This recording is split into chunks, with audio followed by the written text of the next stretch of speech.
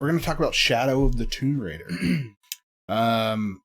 We've talked about this a little bit in the past. There it is. It worked. We talked about this a little bit in the past. The new Zelda. Zelda's my favorite franchise. I adore 90% of the games in it. And I'm very concerned about this next one, even though the hype is super big and a lot of people are really stoked for it. So I want to talk about that a little bit more. We're going to play a game called Revive, Reboot, Remake, where we have a list of 10 games that we're going to go over and just discuss if we think it should be revived, rebooted, or remade. And, of course, get opinions from you guys in the audience.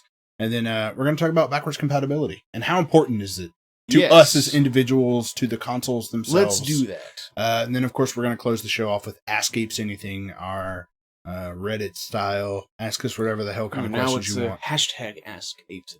Yeah, you got to hashtag it out. I see. So, yeah.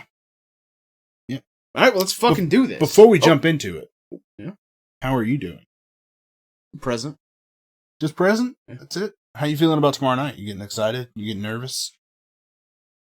The only thing I'm nervous about is making sure everything fucking works. Dude, I'm legitimately nervous about that because a lot of it just like, we want it to like transition well into the next thing, but you can't just like forcibly transition it. Like you're going to have to set it all up.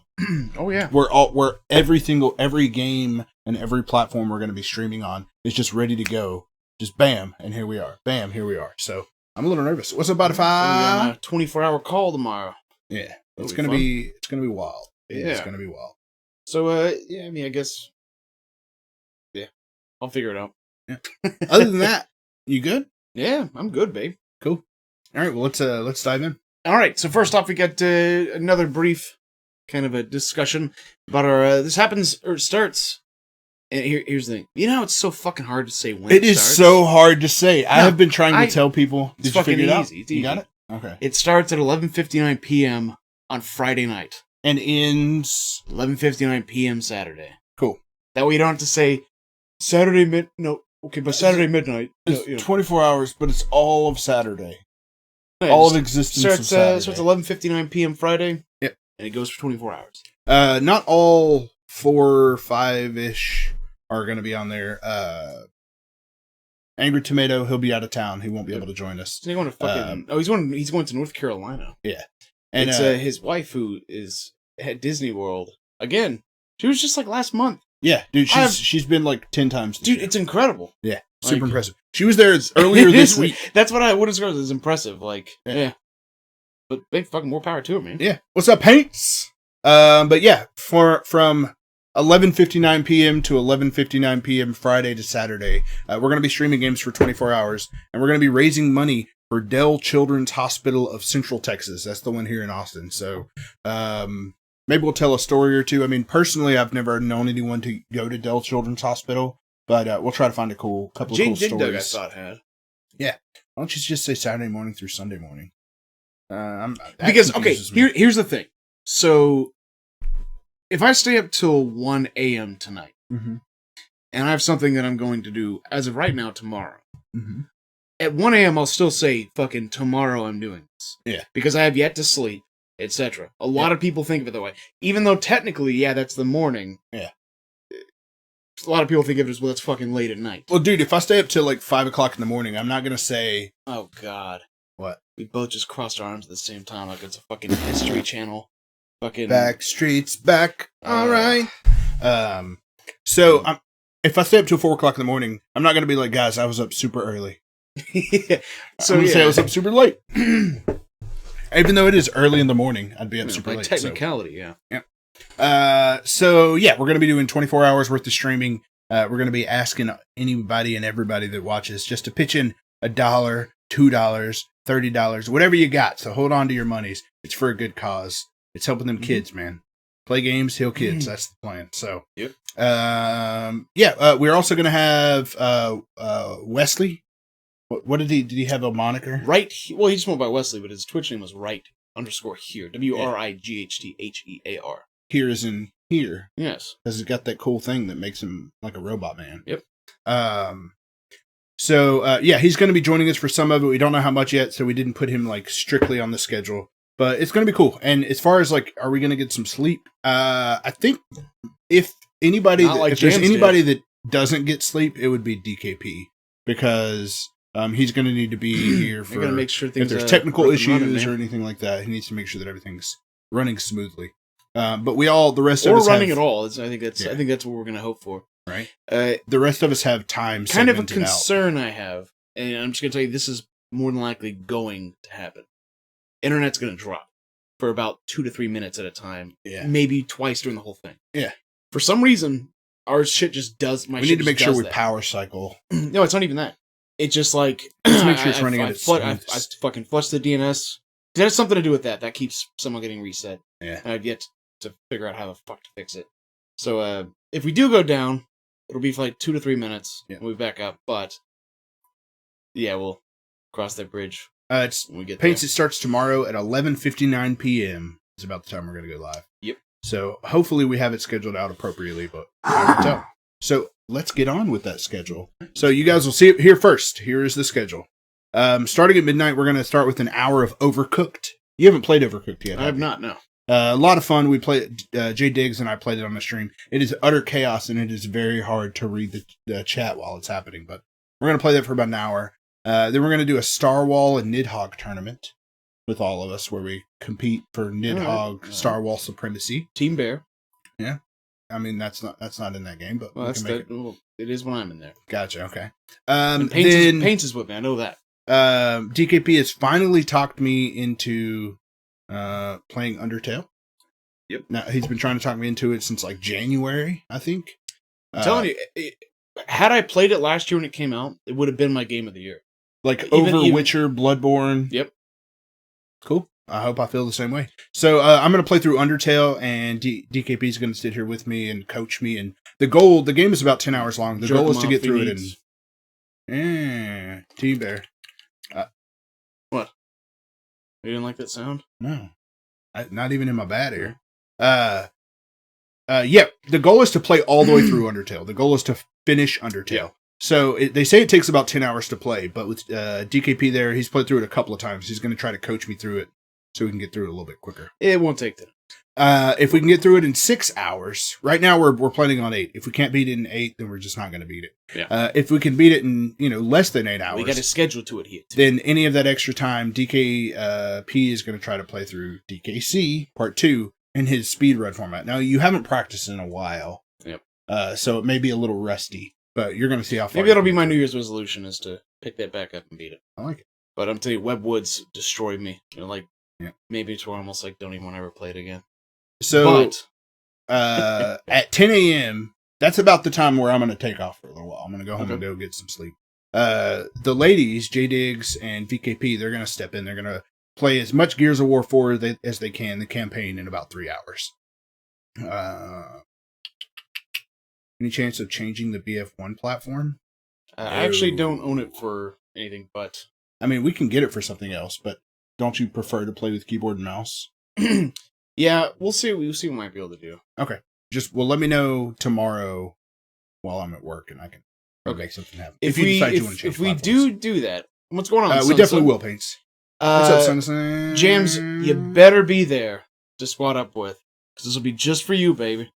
So yeah, gonna play some Battlefield 1 multiplayer for a couple of hours, and then JD is gonna take over Uncharted 4. She has not started it yet. She just finished Uncharted 3 about a week ago, so she's gonna play the first hour or so of that. And then VKP is gonna take over and do some Smite. Then J Diggs is gonna try Bloodborne. She might try Dark Souls, depending upon what's installed or downloaded or whatever at the time. But I would prefer her play Bloodborne. So she's never played a Bloodborne or a Dark Souls or anything like that. So DKP is going to be there to coach her and encourage her along the way. And then I'm going to be playing a couple hours of Banjo-Tooie. I'm a huge Banjo-Kazooie fan. I've never played more than 20 minutes of Banjo-Tooie. So my goal is to add it to my list. Yeah, add it to my list of 52 this year. Shocking, right? That's why it's like it's like a badge of honor that I just don't have, and it's something that I want to wear. So, and then finally, that'll be at 7:00, and then finally at 9 o'clock to the end of the night, we're gonna do PSVR roulette. I got about 20 different PSVR games, so we're gonna set it up here, and we're just gonna hopefully we'll have time. I'm going to build a nice little fun wheel, spin it, and play a VR game. If you actually do that, I'm going to be impressed. Okay, I appreciate that. Paints, I need your help. I need to build a spinny thing. Sonison says I'm good. Lying in bed with that snoring pug. We're doing well, thank you. Quite well. Paints, I would miss it for the world. Paint says he's got to work, but man, you just throw it on while you're working, while you're in the background. Just pop it up. My goal is for everybody. You don't got to watch, just keep it open. Goal is for everybody that we work with will also be watching it, and they will be cheering us on. So yeah, that's the schedule. I can build shit. So yeah. Well, let's hope so. That's the schedule. So if for anyone who just joined, that is of course tomorrow at 11:59 p.m. Central Standard Time, and we'll go until Saturday night at 11:59 p.m. Central Standard Time. No more Resident Evil Kappa. Oh, there will be more at some point. You guys, sorry, go ahead. No, it's not during this particular one. You guys can go ahead and donate to our Extra Life campaign now. It has the team there. You can just pick somebody and donate with. We all have our own individual goals, but the overall goal for the entire team is $1,000. Modify says, I want to see another Nemesis run. If we did that in this, it would take up half of it. Right? Like about 12 hours. Because the last one took 10 hours, and I don't know if I got it in me again. So yeah, I'm excited. It should be a good time. Hopefully I can clear something off my 52, and we have a couple of fun multiplayer games in there. So yeah, if you guys have any questions about it, if you guys have any questions about it, feel free to hit us up. And yeah, we will see you guys there. Yep. All right. I'd rather see that than Undertale. Boo. Like you're gonna be awake the whole fucking night, anyways. Right. All right. Let's move on. Let's move it on to Titanfall 2. Yep. Yeah. Good old Titanfall. So this came out what was it? Tuesday? Last Friday. Oh, I'm fucking completely off base there. It was the Battlefield 1 one Friday, Titanfall 2 one Friday, and what's that other? Call of Duty comes out tomorrow. So it's 3 major first-person shooter, AAA first-person shooters, all in one. So I do want to give a disclaimer real quick. Yeah, I suppose we can do that. So, bam. So yeah, I work at Electronic Arts, and anything I say about them, why put it up there? Because it's the first time. It's the first time. People don't know that it's there. Next time we can just go check the disclaimer. Look at old Reggie back there. What you talking about? I don't see no Reggie. Yeah, man. No one saw him in That's the last VT7274. So yeah, Titanfall 2. My opinions on this jump kind of back and forth. There are things that I absolutely adore about Titanfall 2, and there are some things that kind of I don't want to say left a bad taste in my mouth, but like didn't make it as great of a game. Would not recommend. It didn't make it as great of a game as I had hoped it would be. So I actually started playing it yesterday and finished it last night. So it's kind of on the short side, like 5 hours. I couldn't fucking believe 5 hours. Yeah, and that's with me. Like I got all the collectibles. Shockingly, the order I think was longer than that. Maybe. Well, I mean, I know for you it was. Yeah. And I never beat it. So what's that barbecue? Exclamation point EA. Nah. It's exclamation disclaimer, fellas. Yeah. But so yeah, you beat it in one sitting. No, it was a couple of sittings. I played for a couple in one hours. day though. Yeah, I played through it in one day. And you I hit you up and I was like, hey man, have you played through it? I want to talk about it on tonight's Prep Ape. And you're like, I've started it, and I was like, you're like, I'll play a little bit, but so I can talk a little bit more about it. And then as soon as I come over here, you're basically halfway through the game. And it was like 2.5 hours in, maybe. Yeah. I was like, holy shit. Yeah. So yeah, give your impressions. I guess I'll talk about what I like first, because I think that'll be able to help us segue into your thoughts on it. It feels. Are you saying that I'm only gonna have negative shit to say? Yes. No. It feels incredibly good to play. Uncharacteristic of me. Is it? Yeah. I think it is. It feels incredibly good to play. I think it feels better to play than like a Battlefield or anything like that. Like it's very fast and very fluid. The wall running feels great. The double jump feels great. They add a lot of mechanically, the game is super sound. It feels nice. Hey, how about we do it this way? You give what you like, and I'll give what I like, and then we'll both give what we dislike. Okay, sounds good. See ya. I also really like the level design. It reminds me of a cross between something like a Call of Duty and a Halo. Like, it's just enough small corridors and then just enough large open areas to make it kind of feel, you know, I guess level variety. There's a good amount of like small areas and big areas to have a good variety. There's also good variety in the way that the campaign is designed. So there's different little mechanics they add. There's like, I guess I don't want to go into that one mechanic that we think is really cool. There's like one mission where you use this one particular item that's really cool. Because I feel like that's spoilerish. Nobody's going to give a shit about the story of this game. I'm not referring to a story. It's a gameplay. If anything, this would incentivize people to play it. Because this is a cool part of it. Okay. And I don't think it'll ruin it. Are you guys comfortable talking about a gameplay mechanic that takes place about halfway through the game that you don't know about until halfway through the game? Well, I'm going to do it anyways. It's basically where you have a thing that can swap back in time. To where, let's say you're in a dilapidated building. Who knows how long it's been. Yeah. But you can hit like a button and it actually puts you back in time, briefly, to like when it wasn't shitty and it was functioning. So if there's a collapsed hallway, right, you pop back in, and in this time zone or this time period for these people, they're literally seeing somebody pop in and out. Yeah. This isn't like you're some sort of phantom ghost. It's quite literally, they're seeing you appear and fucking disappear. Yeah. Thanks, Origin. Out of their world, and it's a really cool mechanic. Yeah. Yeah, I thought so too. And they do a couple of other likes for sure. Do what? That's on the likes list. Yeah, for sure. Absolutely. Just the way that they would handle it. So, there's wall running and double jumps and stuff like that. They would tie a lot of the mechanics in the game to that with the jumping back and forth in time. So you would jump to something where there isn't a platform and then travel to where that platform is. And then as you jump before you land where there isn't a platform again, you would just kind of like switch back and forth. There's even a time where you're like falling through a vent. Yeah. Where very cool. You have to like, where it's either fans or it's flames. So you're swapping back and forth to dodge the fans and then the flames and then the fans. You're just constantly switching back and forth. And there's even the point to where it like completely freezes altogether and everything is blowing up around you and there's just debris everywhere and you're running off that frozen Picture the debris. Quicksilver from X-Men First Class scene where it's frozen in time. Yeah. But it's time's frozen, you're not just moving that fast. Let's see. Yeah, a lot of people are saying that they like that part. It was an unexpected part of the whole thing. It was fun to use. Yeah. Sun says, I love the first one, but Titanfall 2 is a no-no for me because of that hook. I feel that would stick with the TP the parkour. Dude, stick to the parkour. I gotta be honest, I'm halfway through the campaign, I guess, allegedly. About halfway. And I haven't even gotten the fucking grappling hook. It's just been all added to a wall running parkour thus far. So you don't even use a grappling hook in the campaign. So that's pretty much only for multiplayer. Yeah. Well, if that's if that's your pleasure, young fella, then problem solved. There's also in terms of the campaign, there's also stuff where there are ships flying through the air, and you have to like run in between the ships while you're in the air.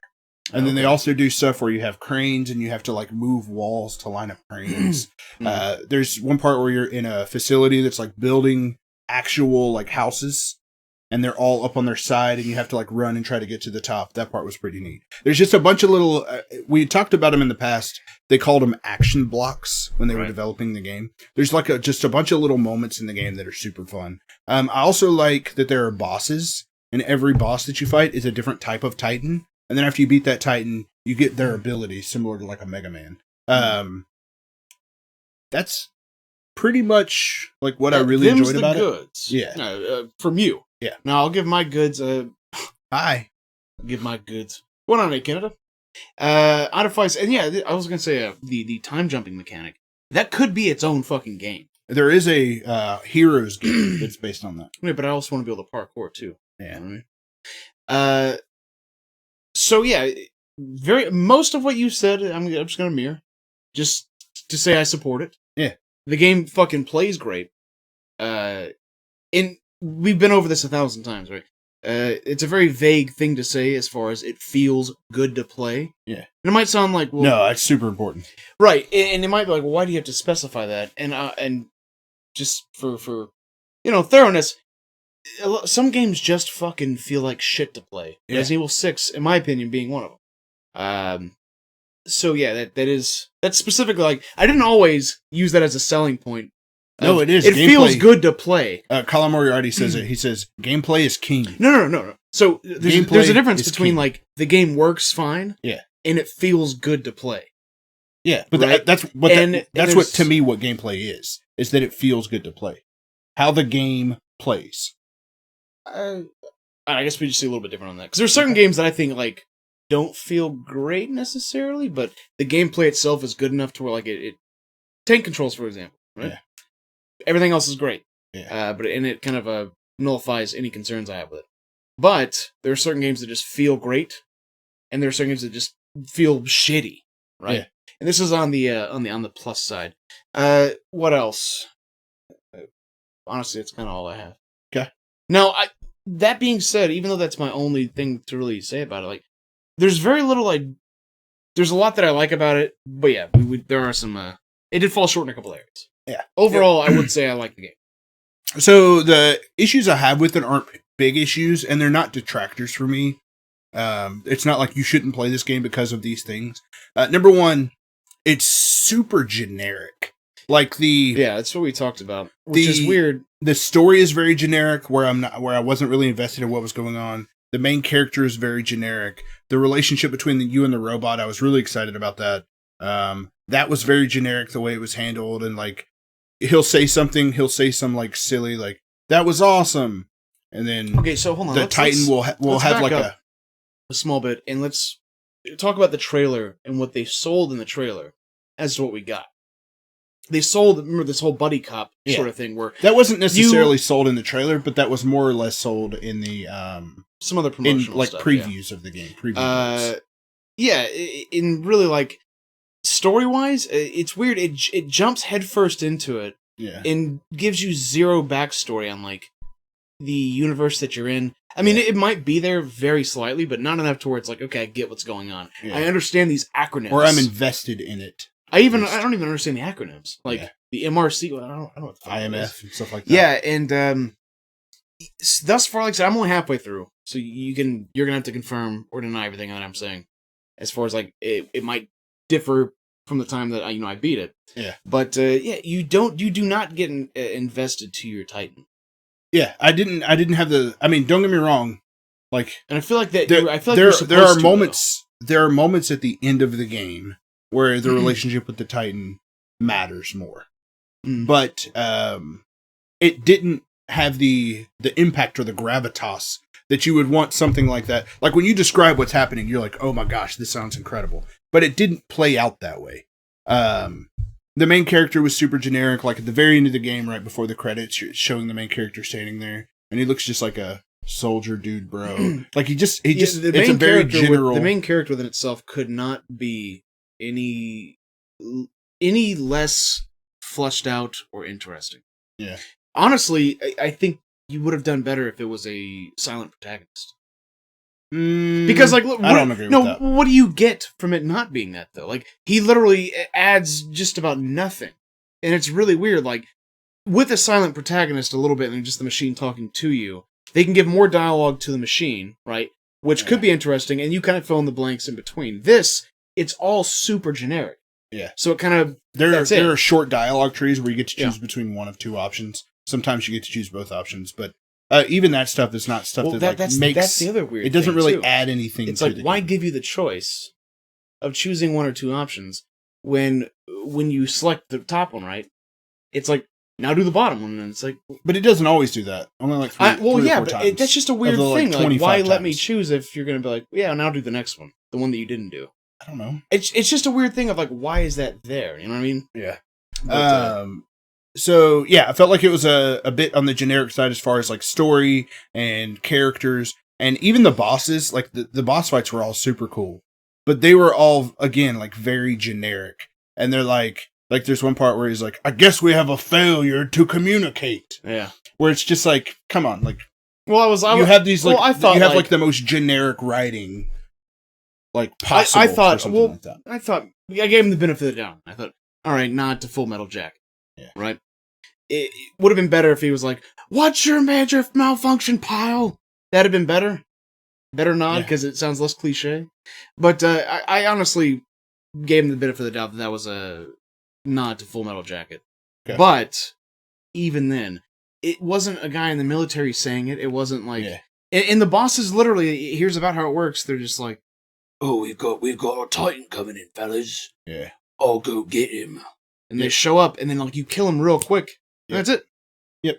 It's not and then like you get their cool ability. It's not like BET is like Master. Oh, the Optimus Prime, I guess I should say, is like this guy. You know, like in Metal Gear Solid, when you kill like a boss and it shows you their backstory. Like some of you find out like, oh, there was depth to that character. Like, oh fuck, they had this tragic. No, you don't know any of that. Like, I was talking to you about when I got to the end of the game and the credits are playing. It does a quick scene where it shows all the characters from the game. Like, here's a character, and then it shows who played them, like who did their voice acting. And there were like half the characters were like, I don't even remember you. I don't remember you at all. And I played through the entire game in one day. And I like don't remember these characters that I had just seen in the last like hour, 2 hours, 3 hours, 4 hours. So again, it was just a little bit generic. Which was the same problem that the first one. And it's generic in a way that besides the story, right? I can't put my finger on it. And remember, we've had this conversation a couple times, and the general consensus of Titanfall, the original, was it's a great fucking game. Mechanically, it works perfectly. Yeah. But somehow I just couldn't give a shit about it.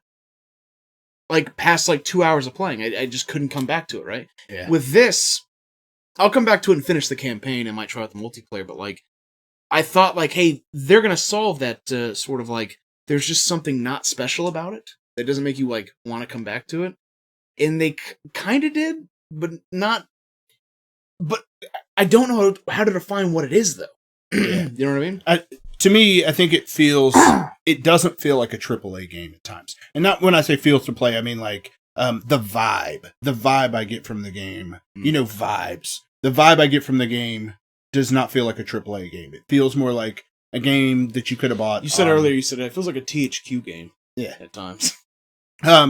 With all that being said, though, I still absolutely loved it. I was still like, I played it for a couple of hours. Then my kid came home and I hung out with him till he went to bed. Then I watched some shows with my wife. And then as soon as she went to bed, I immediately was like hungry. Like, all right, I got to play through this. I want to see if I can finish it tonight. So I like turned it back on and just played through the campaign. Also, haven't played a lick of the multiplayer in Titanfall 2. But just based on the single player campaign, I still would recommend it. Like, it's still insanely fun to play. If it's like you can only get one first person shooter this year, I would get probably Battlefield 1. But because I'm having a if you want like a more strategic approach with Battlefield and you want something fast and fluid and fun, and you're trying to choose between Call of Duty, granted I haven't played the new Call of Duty, but I would definitely recommend Titanfall 2. I had a lot of fun with it. Like I said, gameplay wise, mechanically wise, it's on point. I would not buy this game at full price unless you're interested in multiplayer. Yeah. If you have zero interest in multiplayer, I can't recommend it because the campaign is very short. Yeah. That being said, I also don't even try to get invested in the story. Run through the game. I actually say otherwise. Try to get invested in the story and then explain to me what I had a way better time when like people were talking to me. I just ran by them. Yeah. And just got back to the wall jumping and shit. Yeah. That enhanced my play experience a lot. Tom, and that's you're on the inside. When's that hardcore dropping for BF1? Even if I knew, I couldn't tell you, but I have no idea. You have to fucking tell me first. And I don't know. I have no idea. Hit a couple of comments. Not that he would. I would say the only big negative is the total campaign time. Other than that, the game was solid. I think solid's a good way to approach it. It is a solid game. Val says illusion of choice when we were talking about the dialogue. It's just such a fucking weird thing how it's like these guys can make a game that plays so well. Yeah. Yet doesn't seem special. Or doesn't have like that oomph or wow to you. Yeah. It's just and for them to do that twice, it's almost like I don't understand how the fuck they did it. Yeah. Because everything's there. Hold on, and one other thing. We're talking about what the trailer promised. Yeah. It's like, there's going to be dinosaurs in this one. It's like that same dinosaur you see in the trailer, just like copied over and over. It's little things like that, too, that are kind of strange. But Paige says, the best part is just the gameplay. Thought it flopped a little for story. I'm a little sad about that. Yeah, for sure. Paige says, Battlefield 1's a damn good game, or it's damn good, but I love the fast pace. Wish I were better at multiplayer. Peviv says, it was well put together, but I can't deny I don't think I can play it long term. For sure. James says, damn, you're the only inside source I have, and I need the hardcore in my life. Feels wrong playing standard. You ain't gonna get any inside info from Tom. Nope. I don't even get that. He could lose his job. Yep. Sorry. I'll fucking badger him and try to like get him to smile and go, did I get it? And then he's like, it's one of those like, I can't say no matter what. That's the most I get. Yeah. I fucking make my wife though. I make love to this man. It's true. My wife, she knows all the things, but she doesn't remember any of. I could tell her literally everything. She doesn't know any. You're not supposed to say that you tell anybody. It's my wife that I'm talking about here. Right. I think you're still under NDA though.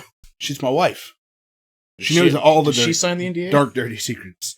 Val says budget limitations, man. Can't always have it all. It's true. Someone says, you guys remember Brink? This was they got not, so hype when it came out and it sucked balls. This was not budget limitations, I don't think, though. I mean, I don't know. There's like just something fucking weirdly generic about it. Yeah. I never played Brink. Final thoughts on this. If we don't mind for a second, I'd like to give a little bit of an updated, very briefly, talk about Battlefield 1. Just about my experience, because like since then I've can't either A, make sure we put a slide in for it, or B, well, I didn't think of it till wait until we stream it tomorrow night, and then you can talk about it all you want. I guess.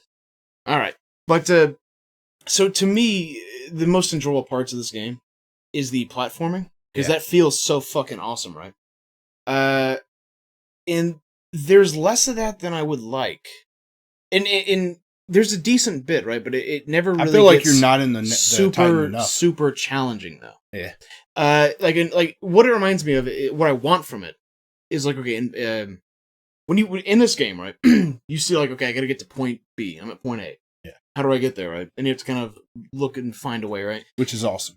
Yeah, that to me is the most enjoyable part of the game. For sure. And it feels good. It feels good trying to figure it out. Yeah. When you were doing the mechanic where you have to like hop back and forth between the two walls while traveling through time, and you were like screwing it up and you were like screaming at the game or whatever. As you start pulling it off, though, it was a fun screaming. That wasn't. Yeah. No, I'm not. It's not a knock against you at all. I did the same thing when I was playing it, but it's. I loved watching you play through those portions because it's easy and simple enough to figure out, and it's easy and simple enough to play. But there is a certain level of like, how do I do this? Like, how do I in my head? How do I map out where do I go and how do I get there? So what I wanted from it was basically Portal 2. Yeah. So like Portal 2 had like kind of the same feeling of like I gotta get to point B. And it was the whole game of that. And it was fucking awesome. In this, like, it's like it functions and can be that fun the same way, but you just don't get a lot of it. So, yeah. But anyways, I'd say it's a solid game, and if you're interested in multiplayer, then I'd say pick it up. But if you're not, then, I'd wait for a price drop. I think the campaign is worth playing through, regardless. I definitely, I would recommend this game. It's just in a weird place where it came out right after Battlefield 1, where it's like, if you can only get one of these, personally speaking, I would say get Battlefield. I would agree 100%.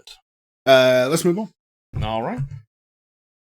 So yeah, Mafia 3 sold really well. I'm going to read an article real quick from TKP's favorite site, Polygon, from Allegra Frank. They would hire someone named Allegra Frank. Title is Mafia 3 is 2K's fastest selling game ever. 2K Games has shipped more than 4.5 million copies of Mafia 3 during the game's first week on sale, making it the fastest selling game in its history, according to the label. It announced the achievement as part of its most recent earnings update, published November 2nd, and marking the end of the second fiscal quarter. At 4.5 million units shipped to retailers, not sold through to actual players, Mafia 3 is halfway to the benchmark set by Borderlands 2. At more than 10 million copies sold, the game became the publisher's highest selling game in its history. So, it's halfway to being 2K's highest selling game, which is crazy because it's been out What's their first? A couple of weeks. That's what I'm saying. Borderlands 2. Oh, Borderlands 2. Holy shit. Yeah. So, the reason that I wanted to bring this up as a topic is you and I have talked about this game a lot. I still haven't played it yet. I'm getting close because I wanted to work through I wanted to play through Battlefield and I wanted to play through Titanfall, and I made my way through those. So I'm close to starting this one. But the reviews have been really mixed. I mean, not necessarily mixed, but everybody feels the exact same way about it. They love the story aspects and like Lincoln Clay as a character and all of the characters in the game and the way that it tells the story. But the gameplay, the moment-to-moment gameplay of like, go here and destroy these set of boxes. Now go here and assassinate this guy. Now go here and basically just like copy paste for like 10 missions. I have to look at the game objectively. Yeah. And despite the fact that I like it, despite all those flaws, like looking at it objectively, like it is very poorly paced and repetitive as shit. Yeah. Now, somehow it doesn't faze people with this particular game, and myself included. But yeah, definitely. What you're saying is correct. Yeah. And is well known. Even by the developers, they said that they were actually asking for suggestions on Twitter for what they could put in open world to make it more, kind of more varied. That's cool. And they said they will be adding more kind of features. And tell them to just play through GTA 5. Yeah, right. Just play through GTA 5. They know how to design missions. Just put in one mission where I have to go feed a guy to an alligator. Yeah. I'm fucking happy. So, one of the reasons I want to talk about this is like I'm actually really excited that the game's performing well because although it wasn't critically rough release. Although it wasn't critically received super well. Excuse me. It sold really well, so that all but guarantees we're going to get another, and that's very exciting because this is a franchise I want to survive a long time. So, any other thoughts on that? Nope. All right, let's move on. All right. Before we talk about this, I want to hit a couple of comments, actually. Sure. Well-deserved 2K, says Idify. Jam says, Mafia 3 is bullshit. I saw it coming when they didn't ship press copies. That they knew it was bullshit. So annoyed. Jonathan says, Mafia did not feel like a Mafia game as the two others. That's the most concerning thing I've heard anyone say about this game. Because I love the other two Mafias. Idify says, what Mafia needs is more Playboys. I mean, it doesn't feel the same, but it's newer. It's a different setting. There's a lot different with it. For sure. It's going to feel more close to Grand Theft Auto than Mafia. But, like, in the same way that you can't have a game with tank controls anymore, right? I don't think you can have a game that really feels like the previous two Mafias. There's a lot of data mechanics that kind of give it that unique feel that you remember. Especially since it was also Italian mob stuff. Yeah. And this could not be anything further from, so. But, I think you'll still enjoy it, personally. Yeah. Knowing I'm confident I'll enjoy it. And you've already bought it, so. You know. Yeah. Somebody actually asked me to borrow it. Oh. Different subject. I just needed to figure out if I should let him borrow it. Because you always play that risk when you let people borrow games. Especially if they've never borrowed something from me before. Of like, okay, am I going to get this back? Am I going to have to ask for it back? Am I going to have to remind them and remind them and remind them and remind them? Is it going to be an ordeal? Like, do I expect to never get it back? So it's always a risk that you take when letting people borrow games. You know, I guess I lucked out that like all my shit's digital for the most part. Yeah. Or 90% of it. And people don't want to fucking borrow NES games and stuff. It's like it's like, I don't have that. Having a big PlayStation 4 collection is like owning a truck. Everybody's like hitting you up, be like, hey man, can you help me move? Yeah. Yeah. Hey man, you want to help me move? Like, no, dog, I don't want to help you move. Well, you shouldn't. But I kind of feel like a prick saying no. So I'm not doing anything. Yeah. Well, you're the only friend I know with a truck. Yeah. That's why I drive a Mini. Or Barbecue says, I'm currently playing all 3 of the games you just covered. I'm having a good time with all of them so far. Yay! Fantastic. Never let Fetus borrow anything. I have let him borrow stuff. And generally speaking, he gives it back. Generally speaking. Yep. Oof. Sorry, Festus. No, he does. He does. I lived with him, so it was easy to let him borrow stuff. So, title leak, Shadow of the Tomb Raider. Is that really what the fuck it's going to be called? So this article is written by Jason Schreier of Kotaku. He says, some advice for professional game developers and marketers. Don't open up confidential information in public. Especially don't do it on a crowded subway. Take the case of Reddit,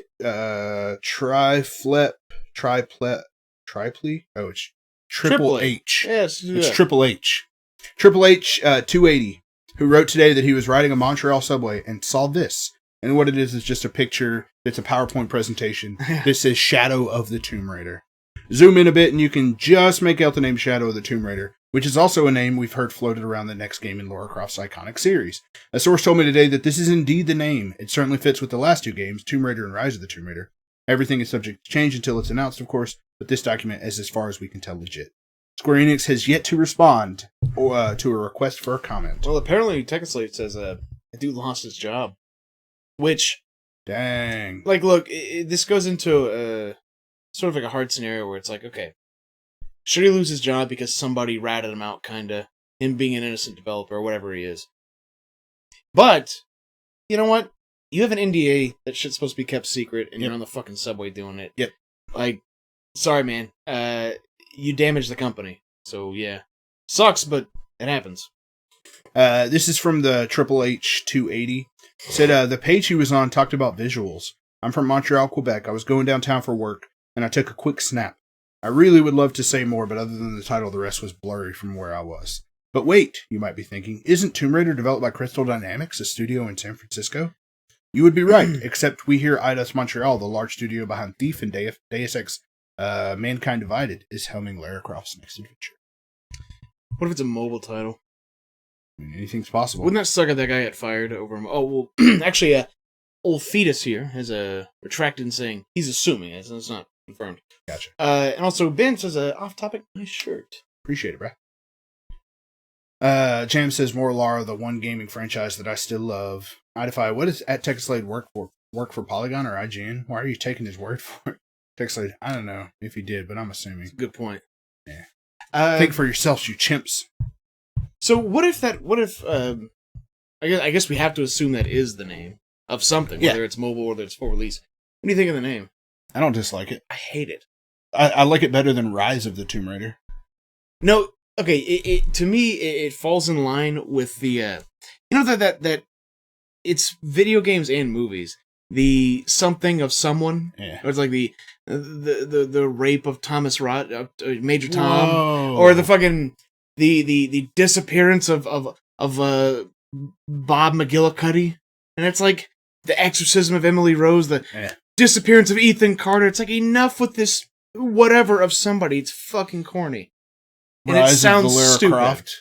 Now the fact that every one of this is of the Tomb Raider, I don't like that they're doing that. Okay. Like this one. First it was Rise of the Tomb Raider. And once she rose, what was created in her wake? A shadow of the Tomb Raider. And it's like, why don't you just call it Tomb Raider? Something. You know what I mean? Like, I don't know. Certain naming conventions annoy me. I mean, for all I know, they could rename it to fucking Revelations, and I'd say that's better. You know? Actually, there already is a Tomb Raider Revelations. Never mind.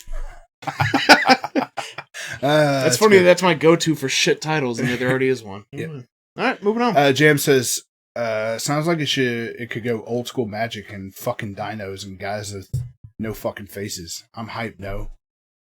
Ironically, you had dinosaurs in the first Tomb Raider. The original. Yeah. And we ain't seen them yet. Pebbiv says, Nancy Drew could solve the shadow of the Tomb Raider. Exactly, yeah. Yeah. I do not like the title on this one. Val says, sounds like a Family Guy joke formula. I suppose it What's is. The deal? Before you know it, it'll be What's Rise the of Peter deal Griffin. with Rise of the Tomb Raider? Yeah, I mean, don't really have much to say on it. I just thought it was super interesting that the story to me isn't the title of it, but it's how this whole ordeal came about. Yeah, I mean, the fact that some fucking dick just had it on the subway, knowing anybody could look at it, that is pretty insane. Like, what a shitty way to have your game leaked, by the way, too. And have us make fun of it. You know? Sucks for you, bruh. Not like we're important at all, but like, we wouldn't be ripping on this game's title. I wouldn't be. Yeah. This guy had just waited till he got home. But, yeah, that's what it is. Anything else? It is what it is. No. All right. So, we forgot to remove this fucking slide. The plan was to remove the slide. How many times did we almost remove it, but we didn't? Too many. So the Wii U... this is debunked. It's just not, yesterday they reported that the Wii U was ending production as of tomorrow. Well, that was officially debunked. So let's move on, and we'll talk about it in a future time when it actually does in production. Yep. Why is Major Tom worried about Zelda? I don't know. Now, I've talked about this before in the past, and if you had the ability, and if it still exists somewhere on the internet, of us going back and watching the official reveal of Breath of the Wild, not when it was just like Zelda Wii U. Yes. Yep. When it was the official reveal and they showed off the name and everything. I slowly, this giant smile just turned. Oh, dude, I think, weren't we both here together? Yeah. And we were right here on this couch. Was almost like if you know those characters you see in movies of the guy with it's like 4th of July sitting on his couch or Super Bowl He's like 2 American flags, and he's like, yeah, it's that stereotypical nothing could fuck this guy's day up. Yeah. That was you with this. If you had like 2 Zelda flags, like the beer hat, and you were it was a big event for you. And yeah, in real time, I did see that smile slowly fade and then turn into not a frown, but a terse. Identify says because Major Tom doesn't have faith in Nintendo. I have tons of faith. And I don't. That's why I'm very, very, very excited about the Switch. But I have some concerns with this. We talked about them a little bit last week, but to go into them a little bit more. Number one, they're trying to turn Zelda into a Western RPG. Like your... And you didn't like The Witcher, did you? No, not a fan of Witcher, not a fan of like Bethesda games, not a fan of that kind of stuff. You didn't like Dragon's Dogma? Wait, do you remember when you were trying to talk me into playing Bloodborne? And I was like, it looks really cool. And I was like, here's the one thing that worries me about Bloodborne. Is when you go into the menu, and there's all these like stats. And then you go into your items menu, and there's all these different items. And this makes your agility better, and this gives you HP, and this item does this. And it's just like this same thing with Witcher. You go into the Witcher menu, and it's just like, look at all this gear you can put on, and look at all these different things you can eat, and look at all these different talismans and amulets and stuff. And the Zelda menus, they do have those types of... I mean, like, Ocarina of Time has like 4 different menus that you scroll through. But all of that stuff is like you get that one thing and you keep that one thing forever. So that all the menus have reserved spots for what's going to go there. Yes, You're not just going to have a shitload of bread and metal scraps. Yep. So, just the idea of hearing the words bread and metal scraps. Hey, man, living the dream. I'm so excited for the new Zelda. I'm going to collect so many metal scraps. So, yeah, they're taking Zelda and they're turning it into a Western RPG. If you go watch any of the trailers, you can see Link do things like cut trees down to make wood. He like chops at the tree and then it falls over. You don't want Zelda craft? And then he hits the tree a couple of times and then it turns into a bundle of sticks. Just immediately just like a what? It's a bundle of sticks. So it turns into a fag. Okay. It turns into I got you. I've never heard someone legitimately in real life use the term bundle of sticks. Well, there you That's the first time, and unironically, I've ever heard it said. I'm sorry, I had to. Text States is Fallout. More like yawn out. Good one. Which, by the way, I'd have saying, if you do have faith in Animal Crossing, move on. Well, hold on. Or Nintendo. I said I did, so that's what we're staying. Yeah. All right, no, let's go. So I talked about this last week. There's a part in the trailer when they showed it off where there's a pond, and in the middle of that pond is a little island, and in the middle of that island is a sword sticking up out of it. Yep. Similar to the Master Sword. And you run over and you pull it out, and it's like rusted old sword, and it has weapon damage, weapon degradation. I've never enjoyed weapon degradation in a game before, where as you use the weapon, I don't know anybody ever who thinks durability, like, we need to sometimes go back and repair a weapon, but it lasts for long enough. Yeah. Bloodborne had that, right? Yeah. Not a big deal, but like games that expect you to cycle constantly and they break after like 6 hits, nobody likes that. I do not understand why developers insist on putting that in. Not just developers, this is fucking a Nintendo developer. They're taking this old, unfun, dated mechanic and they're putting it in my Zelda. And they're putting it in my Zelda. My Zeldas. They also, I was really excited about this, like, it's an open world and you can do the dungeons in any order, like similar to the very first one. Yeah, that sounds great in theory. But one of the great things about Zelda, and one of the, like, they do with the Metroid series as well, is that you have to have particular items to be able to access other parts of the game. And I'm not saying that part's going to go away, but I'm going to say that it's not going to have like a certain flow to it. It's not going to like have a beginning, middle, and end. It's just going to have like all this randomization of like, I'm going to go over here and I'm going to get on this shield and I'm going to slide down a fucking hill in the snow. Like that's... Wait, you don't like that? You don't think it's a new and exciting way to play Zelda? One of the things that they sell is like, you can play this game however you want to play this game. You create your own stories, like what people love about open world Western RPGs. I hate when they say that. You create your own story. That's never the fucking case. And you forge your own path. And that's not what I want in a Zelda game. I want my path to be forged for me. I want to go on this epic quest and this epic adventure that like is written a particular way. I want it scripted to be a specific way. And with Zelda taking a turn to where it's not doing that, it's concerning to me. Look, I don't mean to interrupt you, but Idify is very insistent upon getting an answer to this one. Do you like Animal Crossing? If you do, argument over. I don't. I do. Wow, this is weird. I don't like Animal Crossing. I don't trust Nintendo, but I like Animal Crossing, and you do trust Nintendo, but you don't. We're staying on this slide, man. It's fucking... What does me liking Animal Crossing have to do with it? I guess micromanagement and all that garbage. It's I don't like that stuff. No, I know you don't. And even if I did, let's say I'm not as worried about Zelda as you Animal Crossing. I don't want Zelda to turn into Animal Crossing. I'd be cool if Animal Crossing turned into Zelda, but I don't want. That's a statement of the year. Yeah, there you go. You know what I really fucking hate? What? All these people bitching and giving us shit, but nobody is happy about our Reggies that we've been putting in. Yeah, look at them. No one's brought that up. No one's happy about those. We did that for you. I didn't tell you this, but as we started going through the slides, I was like, I hope he doesn't mention them at all, so that way it can be. I wasn't gonna. I was hoping it could be an inside joke that we just keep in there. Like, what's the deal with the Reggies? And we can be like, dude, I have no idea what you're talking about. Well, let's stop talking about it now. We can reset the clock. We're gonna cut this part out. What's going on, Rob East? What I mean? Rob East or Robe East? Robust. I've counted him 4 so far. Well, we'll see. I don't know who Reggie is, says Jams. Oh, you will, though. Jams says, I enjoy weapons. Jams' body just isn't quite ready yet for Reggie. So, I do have a lot of faith with all the concerns I have with weapon durability and degradation, with this open world structure, with me like, I'm gonna put warm clothes on and I'm gonna put cold clothes on. Like I want to put. You had to do that in I know, but I want to put a blue cloak on to be able to swim, like to be able to hold my breath underwater. I want to be able to put a red one on where I don't get burned.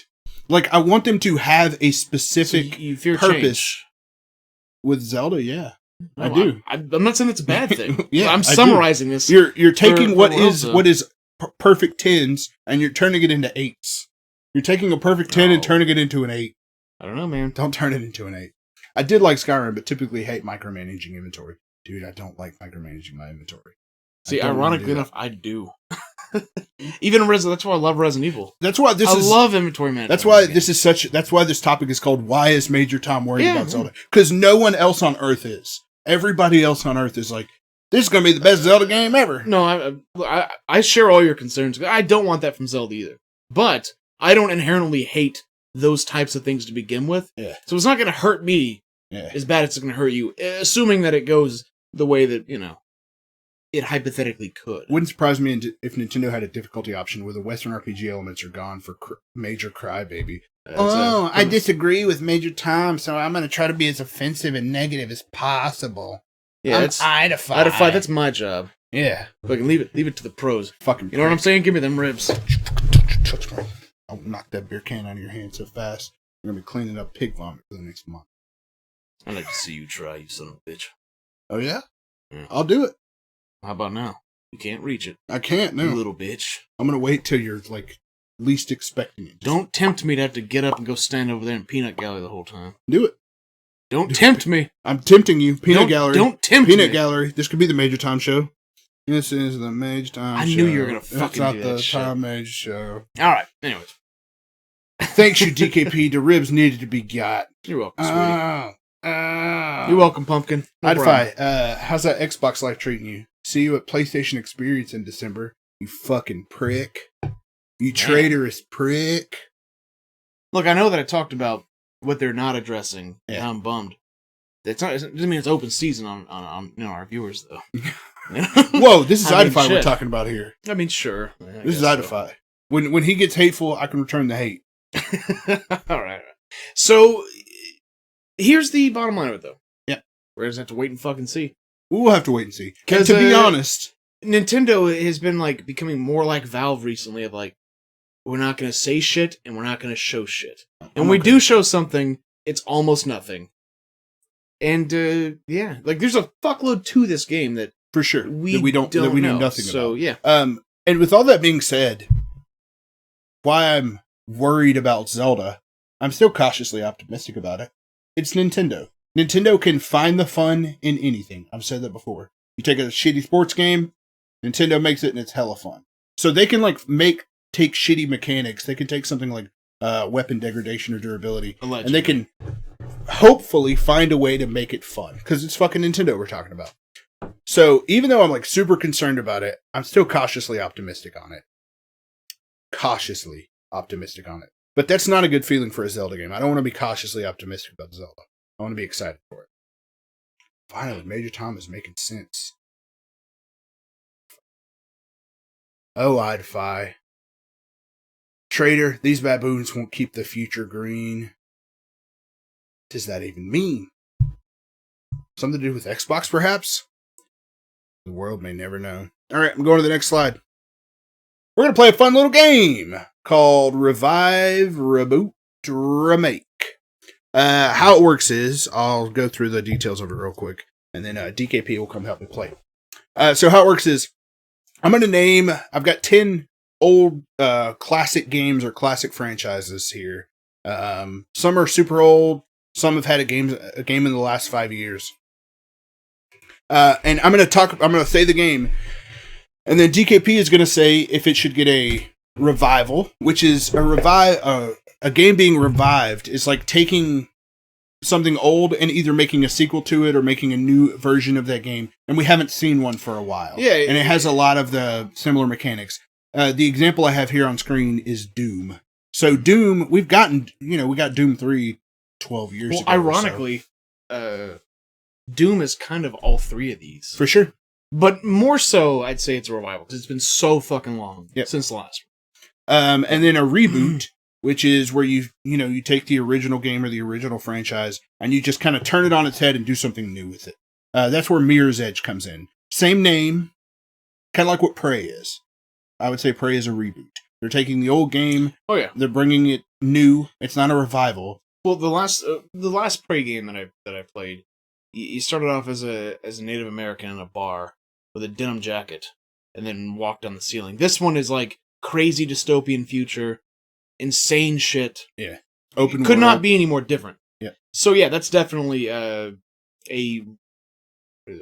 reboot. Yeah. And then we have remake, which the most famous and probably one of the best remakes of all time, without a doubt, the greatest remake of all time of anything. Yeah, Resident Evil. So that's our three categories: revive, reboot, remake. So whenever you think about us saying these games, picture it as a something like a Doom, something like a Mirror's Edge. Obviously not specifically gameplay wise, but these are the games we're using to define these three terms. So, without further ado, are you ready? I was born ready. Number 1. I was born Reggie. Ghosts and Goblins. Would you like Ghosts and Goblins to return? Something like Maximo? Or do you mean like something like perhaps Mega Man 9 and 10? Yeah, something where like similar... 9 and 10 would be a revival. A reboot, where it's a totally fresh new take, where they basically completely start over. Something, I would picture something like a Bloodborne or something like that. And then a remake, where they just take the classic game, they remade it, they put some nice graphics on it, and they make it real pretty, run it 60 frames, and just I'm gonna go with reboot. Okay. I want Arthur to come back. Okay. And fuck shit up full 3D. Yeah. Even if it's in 2D. Yeah. But I'll take either one. And tremendously difficult. You sold me like I was gonna go with remake, but then you said Bloodborne, and it's like Ghosts and Goblins, but like more cartoonish, more fun in that way. Yeah. But that sort of a setting, or not even setting, but style, I think would be tremendous. Yeah, yeah. I think I'd go with a remake. Remake it, do a couple of small tweaks to it, like make it not impossible.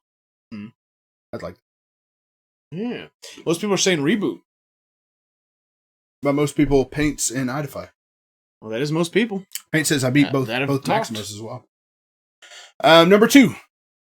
Diddy Kong Racing. One of my favorite franchises from the Nintendo 64, or I guess games, because it's not really a franchise. Should they revive it? Should they bring it back and we get a sequel to Diddy Kong Racing? Should they completely reboot it? Maybe do something like, I don't know, Mario Kart Racing Adventure. So it's like the same gameplay mechanics as Donkey Kong, but like a little bit different. Or should they just remake it, clean it up, make it real pretty? They need to remake it. I agree. Remake. I want the same game, just remake it. Hey, you know what? Oh, no, I don't want the same game. I want the same game. I guess reboot then. I'm with reboot. Okay. I want Donkey Kong in this one. Okay. And I don't want... You can remake it and throw Donkey Kong in. But I don't want who gives a fuck crocodile guy. Yeah. I don't want, like, all these no-name dipshit characters that you don't give a shit about. Yeah. Why not put some good rare characters in? Okay. There's my answer. Cool. Well, Valsa wants to we hit all of them. Who the fuck ever. I can't remember his name. But you know what I'm talking about. Who? Whoever the fucking weird playable character that was a crocodile that was in, like, I don't even know what the fuck else he's from. I know he was in Banjo-Kazooie. He had a moment in, like, the swamp level. DK will be added DLC for the remake. Oh, wait, no, that was Tip Top. That was the turtle. Yeah, no, that shouldn't be a thing. Number 3, a game near and dear to your heart, Silent Hill. Should they revive Silent Hill? Get another sequel-ish kind of thing? Should they reboot it? I've got a good answer. Start it over? Or should they just remake the original Silent Hill? They need to remake the original. Okay. Because it's already been rebooted once. Okay. Do you know that? That's what the Wii version Silent Hill Shattered Memories. Yeah. Did. And you know what? This was after Team Silent was done with it. Yeah. And they gave it to American developers. You know what they did with it? They shed all over it. No, well, yeah. They turned it into a one monster, you run away but can't fight thing. And the story itself, right, the whole thing, turns out it didn't even happen. It was all in Heather Mason's mind. And she just loves her dad because she died, and she's imagining all this. And that was the reboot that we got. Which said, hey, all this really cool, like, cult mythology shit that happens in the first one. Yeah. That didn't really happen. It was just all in her head, and she's in a therapist's office. No, thank you. So it's literally the same thing as it was all a dream ending. Yeah. We already got a reboot. Fuck it. I don't want them to keep going. I want them to remake what we know is good. And there's so much you could fucking do with modern technology.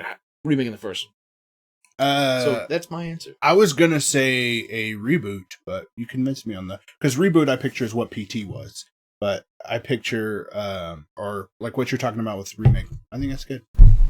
I mean, if the answer is get what Kojima was gonna make with Del Toro, and I'll also take that one. Also fucking Junji Ito. Yeah. Or Ito Junji. Yeah, I'd say go with that one, but yeah. Jam says reboot Mario style with the ability to jump from cart to foot with power-ups. I.e. Big Kong can move super fast and take out other cars. So kind of like Grand Theft Auto, basically. I'd take Grand Theft fucking Diddy Kong Racing. Yeah. Yeah, I'm down with it. Jam says Silent Hill needs a remake. Everybody's saying remake. Tex Boy says, what is it, y'all? Or what it is. What up, man? What's going on, Texas boy? Yeah, we're playing Revive, Reboot, Remake. It's a lot of fun. Next game. Metroid. Oof. Good old Metroid. I'm going to go with remake of Super Metroid. Okay. Because here's my thought process originally. I thought, okay, reboot. But I don't want a fucking origin story of Samus. Yeah. I don't want the... You know what worked about Super Metroid? You didn't talk to anyone the whole time. That feeling of isolation, that loneliness in the very subtle soundtrack, that all lended to the atmosphere of it. Now, in Zero Mission and Fusion, which are both actually great games, but... Two of my favorite Metro games, actually. Sure. But what do you lose with that exact sense, right? Now, we can't do a revive because Other M happened. I want a revive. That's what I want. Well, hold on. So, remake is clearly the only choice. No, I want a revive. I want a new Metroid game, a new Metroid adventure. Basically a sequel. Well, how is it's it not Federation Force or Other M. Oh yeah. Oh, you're saying you don't want another Federation Force? But we gotta still need to play that. Yeah. I owe it to you. Well, here's the thing. Canonically, where's it gonna fit? Because Fusion's the last in the series, and Other M fucked it up just because nobody, So where are you gonna put it? Tell a new story. Like have it be something related to Samus, but not Samus directly. Would you want it like a new protagonist? Would you want it 3D, like Prime style, or would you want it 2D? I would want it 3D. I know, right? Because it's such against the grain. And I would want it to have a different style of gameplay I would want it to be kind of similar to Metroid Prime, but third person. Okay, I'm down with that. And not Metroid Prime Metroid Other M. That's what I want. Like, the only thing I can do to be completely against it is to just go, okay, I'm down with that. Jam says, let that game die. It can't be done right again. That's fair. Idify says, you know what needs to happen with Metroid? The twist ending is that Samus is actually a dude. Dude, that would be fucking hysterically funny. You 101% it. It's Reggie underneath. Dang. Yeah, that sounds amazing. Believe it. Number 5, Dino Crisis. Dino Crisis. Well, so this is a series count Revive out. Yeah. Because they jumped the shark way too bad. You couldn't continue. Shark Crisis. Yeah, right. It was no longer even about dinosaurs, as a matter of fact. Yeah. Sorry, go on. You were saying. I have never played Dino Crisis. It's just one that I know people think fondly of, so I'm more interested in hearing what other people think. So I guess I would say make it a remake. So it's a way less fair version of Resident Evil. Because you're not the controls are the same, but you're not fighting slow walking zombies. Yeah. It's fucking raptors. You know what I mean? I would go with reboot. Actually.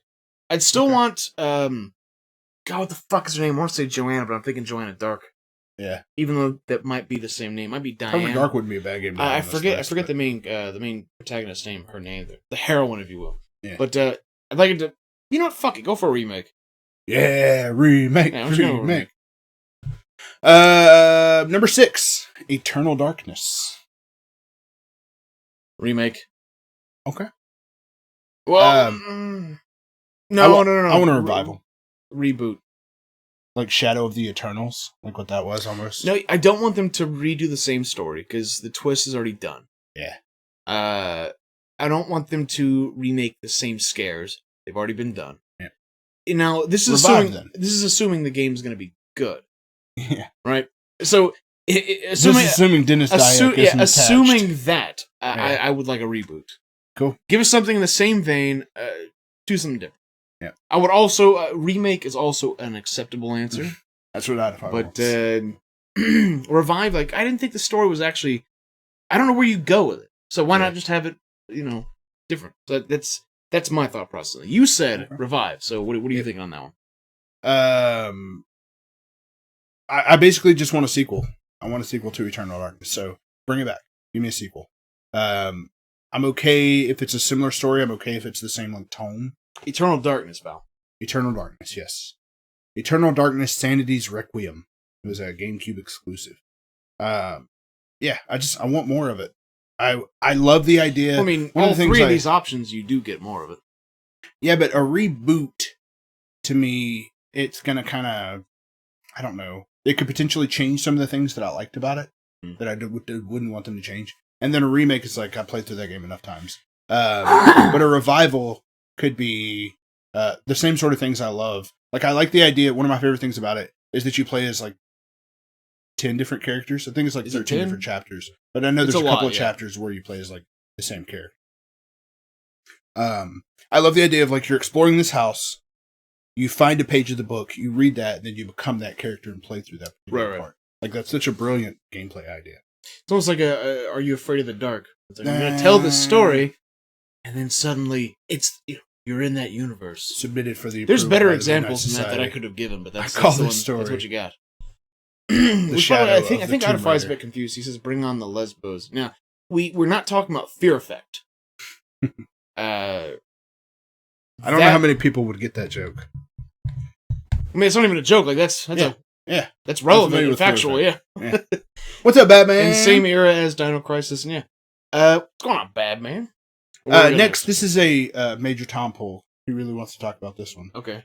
The Def Jam series. Def Jam Vendetta, Def Jam Fight for New York, and Def Jam Icon. Icon was the weakest of the three. Fight for New York was the best one. I would love, and I don't know if this is fair, but I'm going to say it's fair. I want a remake of all three. Packaged in one. You can say whatever you want. Okay. So you want an HD remaster. Kind of. Not a remaster, though. I want them to just remake all of the games in new current versions of visuals, but I want it to play like the other ones. Like what Resident Evil is. It plays and feels and looks like the other ones, but it's pretty. It's purdied up. It's got a couple of new gameplay tweaks. It's purdied up. I don't have I never played Def Jam.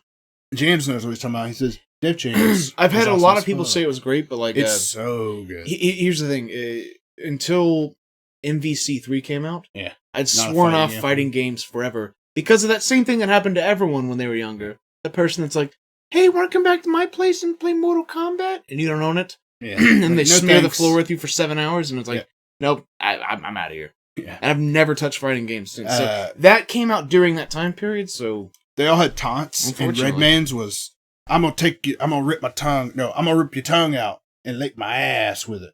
Like that was his taunt. Right. It almost like you're doing a Mr. T impression. It's Redman.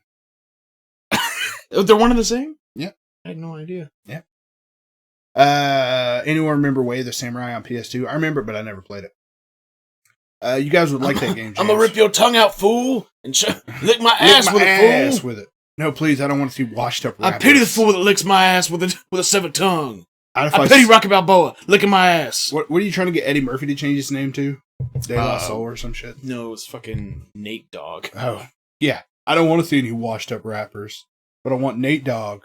It's a fair point. Yeah, there you go. Pointing out that hypocrisy, one Nate Dogg at a time. That's right. Although we do get games like this now, number 8, Super Mario RPG, Legend of the Seven Stars. I just want a remake. Just remake the game. When I say remake, I don't mean like... You're right, we already do get those, so remake it. We know it's good. Yep. Remake it. But like, what would you want the graphics to be, though? I don't know, something like... You know, claymation looking. Like, very solid. Like that Kirby Canvas Curse or whatever. It's on... Yeah. Like they do with like the cardboard for Paper Mario and all that, like make it look like clay. That'd be dope. Let's see. Nate Dogg is a legend. Allegedly. Holds up. X is the king of Defy, stop fucking with me. Number 9. Castlevania. Ooh, I got a fucking easy answer for this. Oh yeah? Reboot. Okay. You know what we got with Lords of Shadow? No, you need to reboot it again. No, it's possible. I fucking mean it. I'll tell you why. This to me is another one of those, like, depending on which day you talk to me, is my favorite game series, right? Yeah. Kind of like Silent Hill, like Resident Evil, kind of like Metal Gear Solid. Those are like kind of, I guess the ones. Interchangeable depending on the day. Yeah. Now, the lore goes like this. The first person to ever kill Dracula was Trevor Belmont, right? Now, after Trevor came Simon Belmont. And after Simon came Richter, etc., down the line, right? Now, at some point, Dracula had a son named Alucard, right? Around the same time Richter was alive. And then that's when Symphony of the Night comes in. Now, when they did reboot it, which wasn't even necessarily a reboot, it was like, hey, this takes place way earlier than any of the other ones. And he plays Gabriel Belmont, who cares, becomes Dracula, right? And that explains, like, hey, here's why the Belmonts are the only people that were ever able to kill Dracula. Yeah. It ties it up pretty nice. It's fucking awesome. Now, what they fucked up on, big time, and here's where it goes. In Castlevania 3, when you play as Trevor. Yeah, which is like the earliest one before the reboot-esque ones, right? You actually team up with Alucard, right? Yeah. But at that point, in Mirror of Fate, they make it to where Trevor and Alucard are one and the same. Yeah. Which retcons a bunch of stuff. And it kind of the whole chronological, like, everything.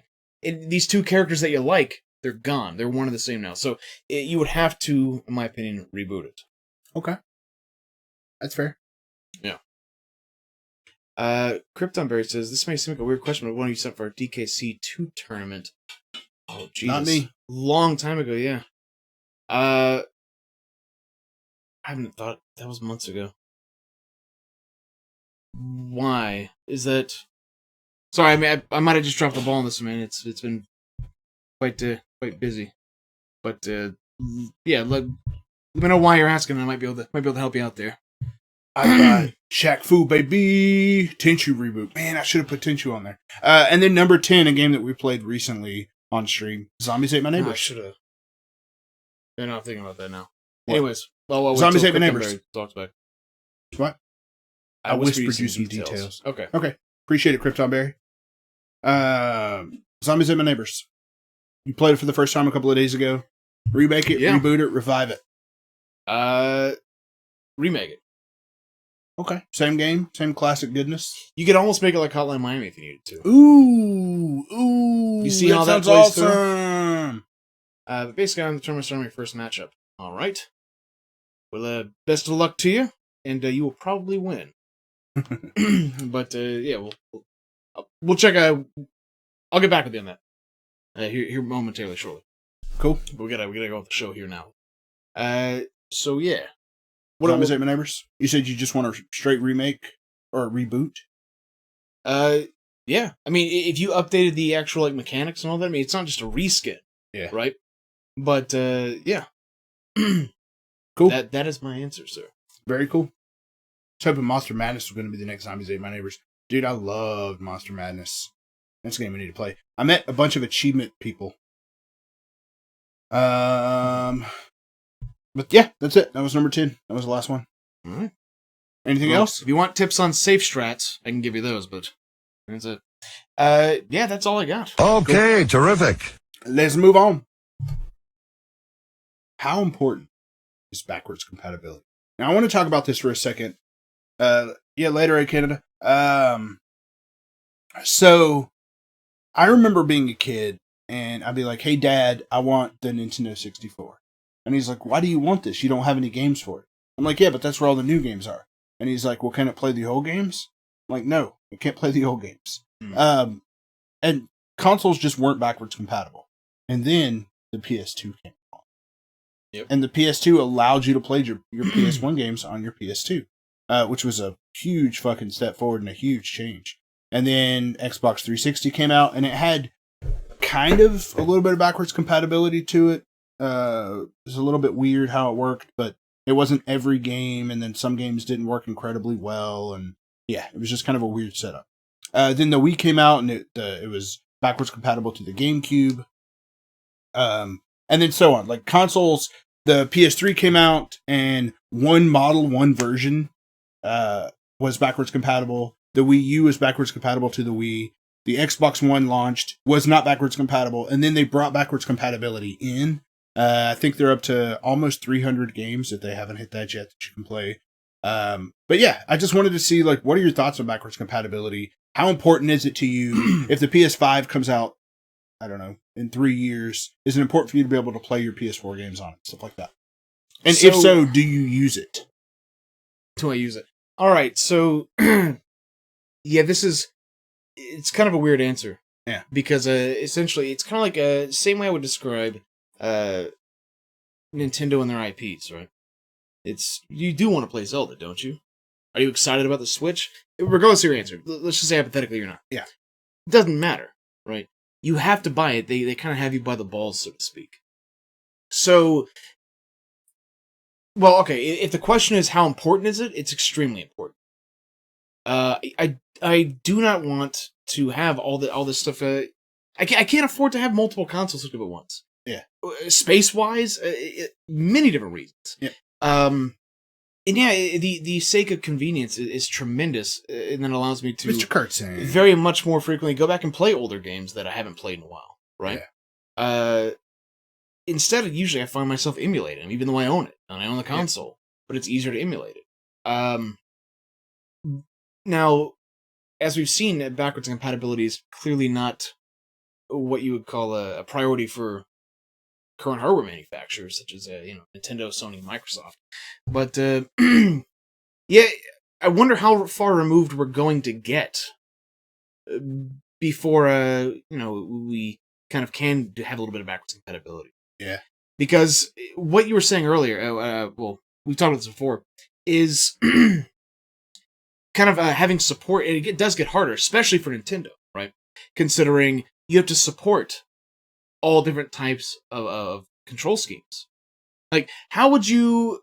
Let's say the Wii U didn't have any sort of motion controls, which it does with the gamepad, right? Yeah. But let's say it didn't, for sake of argument here. There's no way you could fucking play 90% of Wii U games.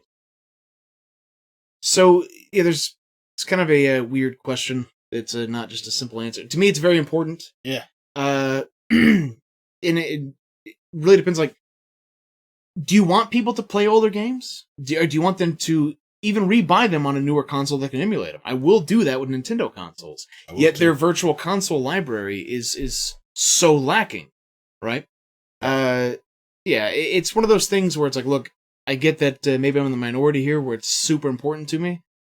In them going out of their way to give it to me is going to cost them money that I'm probably not going to be able to repay them. Yeah. Right? But, yeah, to me it is extremely important. Cool. I have 3 different answers for this. So, number 1, I think it's very important to consumers in general. I think generally speaking, if a consumer hears that it works, that they are very, very excited about it. With that being said, it isn't a utilized feature. Like, they have data to back it up or support it, saying like how much are people playing their old games on their new consoles. And it's not very much at all. Right. Like, I would say it's probably less than 2% actually go back and play it. You mean a lot of people once for Xbox, once they actually Xbox One or like Xbox, whenever they originally decided it, they said that whenever the Xbox 360 had some backwards compatibility, it wasn't 100%, it was something like 40%. Sure, yeah. But even that 40%, people were not going back and playing their Xbox games on it. People were playing their new stuff on it.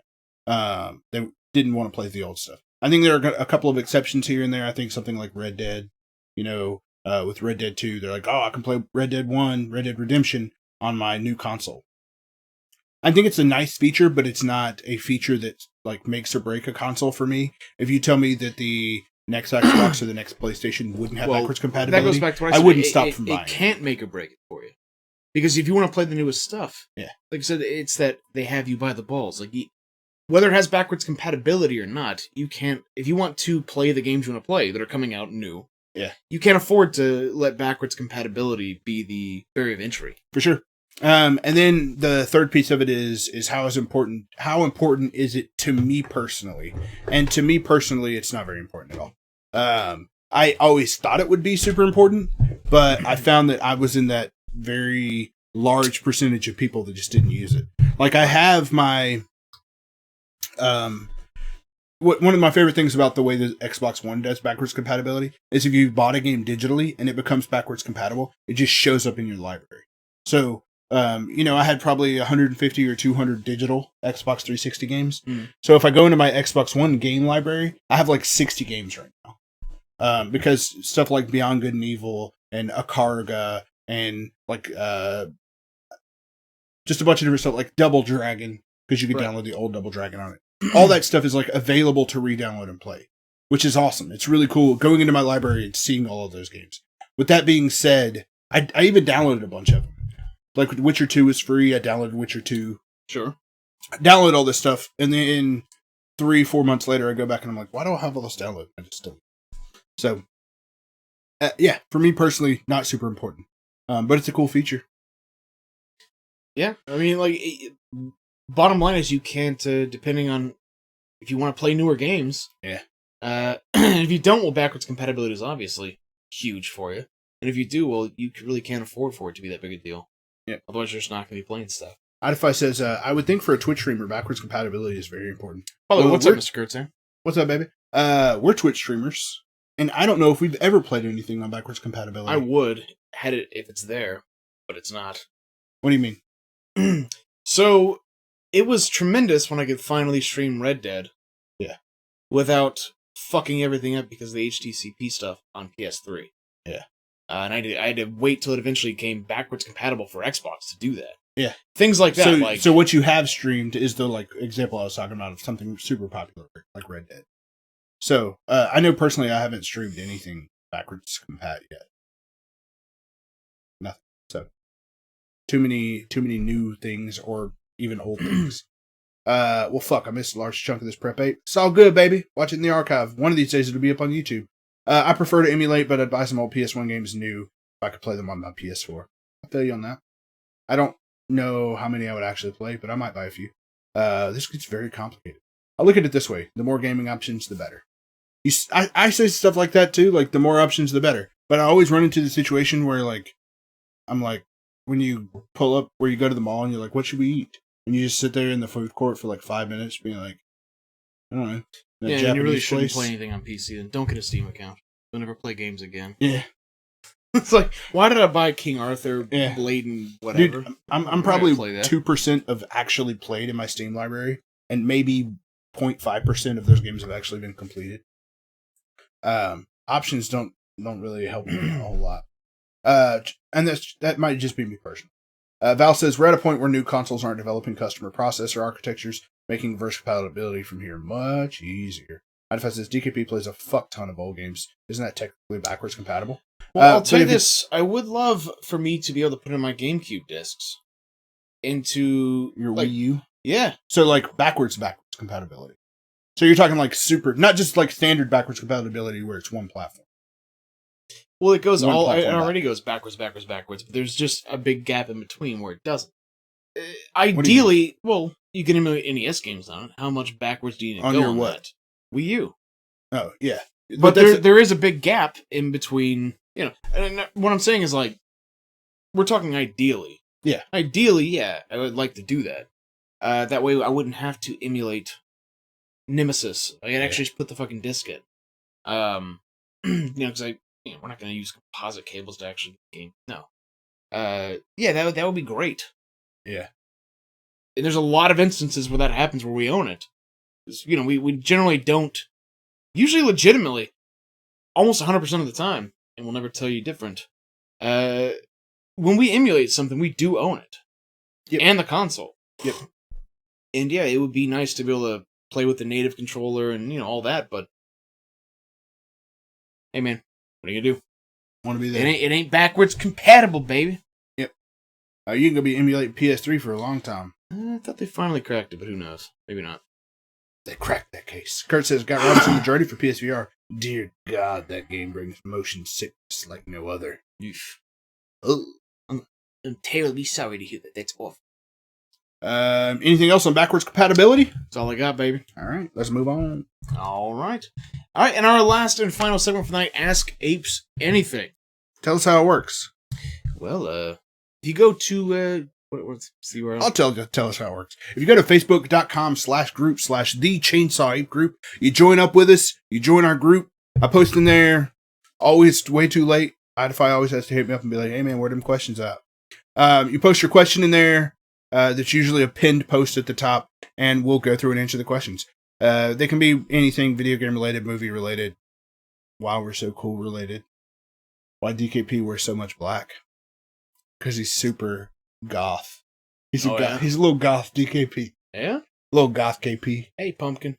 Hey! I'll be whatever you want. I'll be your Huckleberry. About that. Please be my Huckleberry. So, yeah, let's dive right in.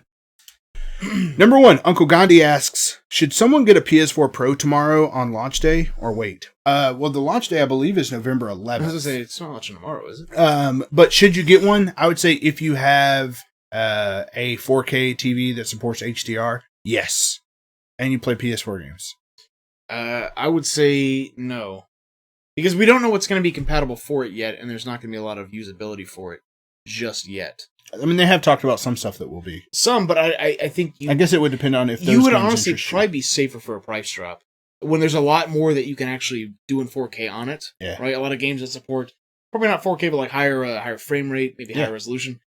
I'd say probably wait. But if you just don't have a PS4 and there's a lot of shit you want to play, and you do have a 4K TV, and you're not buying something again for the sake of it, basically. Yeah. Then yeah, I'd say do it then. But for sure. Next question, Lord Barbecue asks, do you apes think it's still worth it to get a 3DS with the upcoming release of the Switch?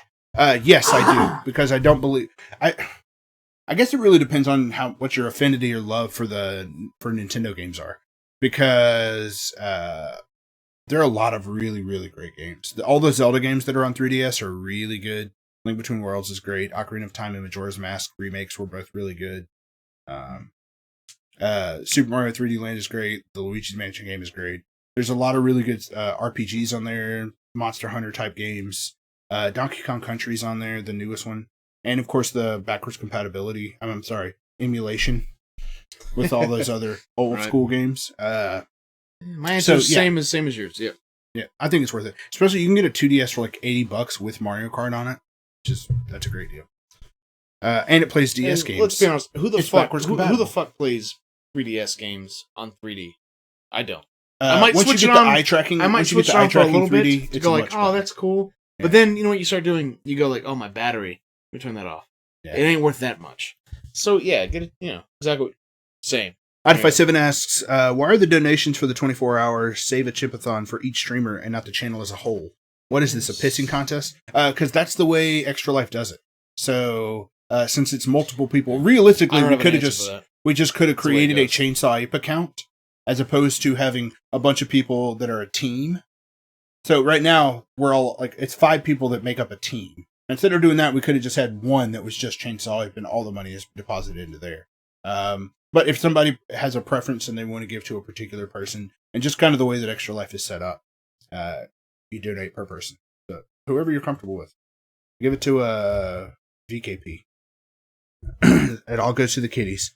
Regardless of who you give it to, it still goes to the same place. Elizabeth, aka my wife, says, how'd you get so sexy? With my advice. See, you weren't always wearing those glasses. Who do you think fucking told you that? And what do you think makes you sexy? Told me what? To wear those glasses. Not you. You told me not to wear them. Oh, shut the fuck up, Tommy. You can break the secret here. Right? Oh, sorry. You told me to wear them. Yeah, I know. And what's happened since? You've had a child. Our viewership has gone up dramatically. We get way more. We had 2 followers back then. Hey, man. Living the fucking dream. Just Oddify and my wife. Yeah. And 2 of them wanted to fuck you. Right? See, yeah, no. So, yeah, Liz, you're welcome. Do you guys have a preference on who we donate to? No. Not at all. I mean, I would say one of the girls. Actually, yeah, donate to me. I would say donate to one of the girls because it would probably be important for them to show that they're getting the money. And I don't really care. As long as, if we can, as a team, can reach $1,000, I'm happy. I mean, yeah, it all goes to the same place anyway, so. Hope everyone donates to each member of the Chainsaw except DKP. We can call him a hater. Skirts and I'm going to donate to Cece because no one wants to donate to her. I think it's a good idea. Next question. Oddify says, will we have a DKP Friday stream or will someone fill in for him again for the 10th time? Happened 2 times in a row. Sick as fuck once, which I believe you're suffering from now. And the other one, just to excuse myself, and I still streamed, by the way. I was going to move to Saturday, but that was Tomato's debut, and I was there with him, streaming with him. Yeah. So, come on. You should take it as a compliment, because I had Tomato fill in for me the exact same time. Not if I didn't say a damn thing. But he fills in for you, and you're like, oh man. Oh, my feelings. No, it's not my feelings, it's my reputation. No, not you. It's him. He's like, how dare he not stream? I missed him so. I'm sick and I need him. You're about to have a really long DKP Friday stream. So yeah, a 24-hour one. Yeah. Morning Shark asks, have you considered playing Lego City Undercover for the Wii U? It's a solid play that branches away from the mission-based Lego games like Star Wars that I've played in the past. Didn't think an open-world Xenoblade Skyrim-sized game could work for Lego. It's pretty impressive. Yeah, I probably played like 4 hours of it. I really enjoyed it, but I never finished it. Man, I'm getting complimented and fucking shit on. Yeah. Okay. See, it's funny because I get triggered, but also I'm a moany cunt. But that comes from someone who fucking eats haggis. So like, I don't care. Sure. What am I gonna do? Take that with a grain of haggis? I don't do that. By the way, speaking of real quick, did you see the trailer for Trainspotting 2? No. Ooh, child. I know what we're doing after we wrap up tonight. We're gonna start working on some stuff for our 24-hour stream. Well, yeah, that's what we're gonna do. Yeah. Choose haggis. Choose life. Choose haggis. Choose life. Choose your big screen haggis. Next up, Oddify7 asks, let's congratulate Paints by Piskel on getting his poster approved by BioWare. Good job. I don't know if we can even talk about that, but good job. Oh, all right, hold on. You know that weird, they were like retracting noise? Yeah. There we go. Next up, will we have a detailed streaming schedule for each chimp on the 24-hour stream posted? Yes, we will. Yep. Oddify7 asks, so you plan on watching Doctor Strange this weekend? No, I'm not. I'm watching it next Wednesday on my day off. I don't know when I'm watching it, so. You'll probably watch it Sunday night. You always watch movies on Sunday nights. Yeah, but maybe not after the stream, though. We'll see. Yeah. Do you consider it a rite of passage to have your balls busted by Idify? Example, what I'm currently doing to Angry Tomato. Not a rite of passage. It's just it's gonna happen. Yeah. It's one of those things. It's like when you get older and you only shit liquid, and you wipe and there's blood and all that. Well, you don't have that? No. Oh. I'm not a raging alcoholic. Oh. Well, I do rage, but no, but like, yeah, no, it's just one of those things. Like it comes with life, Yeah. It's not a rite of passage. It's just it's there, and you either deal with it or you fuck off. Frig off, Barb. Frig off, Barb. Yep. Gonna reload the comments because they weren't reloading correctly. All right. I'll tell you this. If my dad ever does watch this stream, and you made that comment, and he's actually like a severe recovering alcoholic, like he would freak the fuck out, and he would probably drive down here from North Dakota. Like, you gotta watch this stream at 1 hour and 35 minutes in, dude. This is gonna be a short one. I'm so excited. We haven't had the one this short in a long time. No, I mean that's the shtick and it's fun, but like I'm just thinking like if he ever did, he'd probably like, oh my god, call President Trump. I'm heading down to save my son.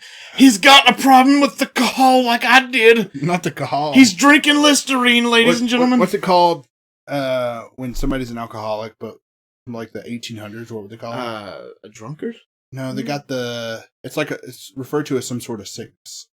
They got the typhoid fever. No, I can't think of the word. I don't know what you're talking about. You guys out there know what I'm talking about. Fuck, I can't remember. If you know it, somebody hit me. Somebody here. Hit me in them comments. Jam says, "What kind of hat's that, Tom?" See, I didn't even know what it is. Oh, it's EA. It's an EA hat.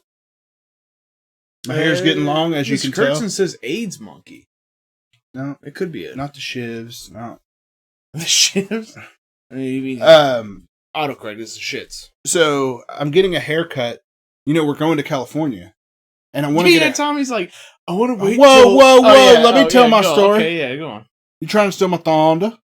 Don't be stealing my thunder. Okay, so we're going to Anaheim, and I know when we're there, we're going to be taking a lot of pictures. We're going to be taking pictures with Idify. I'm going to be taking pictures with a lot of video game peoples, like we did last time. So I want to make sure that my hair is the perfect length. But when I get it cut, it always gets cut a little bit too short. It's always a little too short. So it's hard to like perfectly get the length that you want. So I want to get a haircut to where I perfectly time it out to where it's the length that I want it when we go. Which, by the way, is next weekend. Because I want it to be the right. I'm planning on accepting my award at the Game Awards. As someone who's wearing all black right now, you clearly have no fucking clue how important your haircut length is. Because you don't understand. Oh, I had no idea. I had no idea. The color of clothes. Idify says Major T needs to look sexy for California. See? You see, no, that would be an answer I'd accept. That's what this is.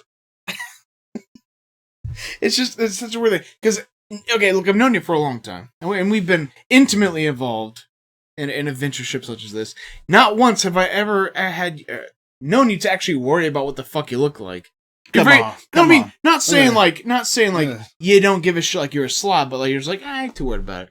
This you're like, I want to make sure my hair's good for California. It's just it's out of character. It's PSX. It's the best time of the year. Did you do this last year when we went? Oh yeah. Oh really? I didn't know that. Okay, we didn't talk about it then. Yeah. Slap the shades from his face and call him a fucking woman. Oh, I'm James now. I like to shave my head everywhere I go. Get the buzz cuts out. He's groomed himself for Idify. He's peacocking. Intimately, details. Well, anally. We'll tell you. We'll tell you. What do you think that means? All right, next question.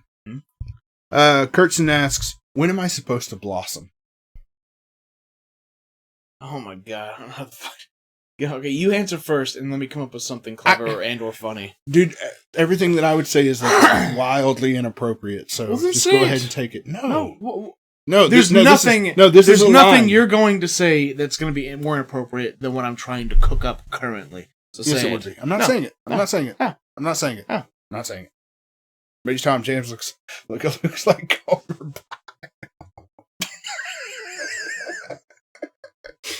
You are a mean son of a bitch. Like Josie, that's Josie all over again. Fucked up things. All right, so fucking faux hawk, you turd. Full Metal Jacket style. I didn't know they stack shit that high. Wildly inappropriate. I must now know. So I used to. I'm not saying. I used to. So it was like a. Speaking of faux hawks, it was like a.